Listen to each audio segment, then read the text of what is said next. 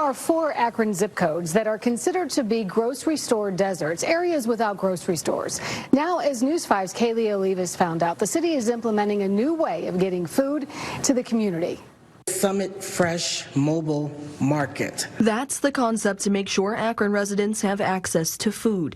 It's basically a fridge on wheels. The mission of the mobile grocery store is to bring the grocery store to where people most need it. The idea of the Summit Fresh Mobile Market blossoming in early 2024. From the outside, it kind of looks like, a school bus or a large passenger bus. And when you come around the back of it and you see, oh my gosh, there's fridges and freezers and shelves filled with, produce and pantry items, it's sort of a little bit shocking, I think. It carries a wide range of goods for purchase, from hot sauce to cabbage. Cash, credit, debit, SNAP, and WIC benefits, all acceptable forms of payment. It's an exciting opportunity. It's currently in the beginning stages, experimentally popping up at places like Joy Park Community Center a couple weeks back. But it was just awarded. All in favor signify by saying aye. Aye. $175,000 through the American Beverage Foundation for a Healthy America and U.S. Conference of Mayors. They need their own bus, right? They'll have big sort of startup expenses like that this money will go towards. While this food market is and will be open to anyone living in Akron, there are so-called food deserts in these areas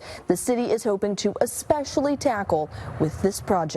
Akron has these pockets in the community where there might not be a brick and mortar grocery store. It's a pretty common problem, I think, across the country. And also, I think there can be other access issues, like maybe if you're elderly or, physically disabled in some way, there can be other, barriers maybe that make it more difficult to get to the grocery store. And so that's the mission of a grocery store on wheels, is sort of let's bring that experience to where people who need it really are. It's sort of brilliant and cost effective, and I applaud the idea. Over the next couple of weeks, the finer details will be ironed out, including when that funding will roll in.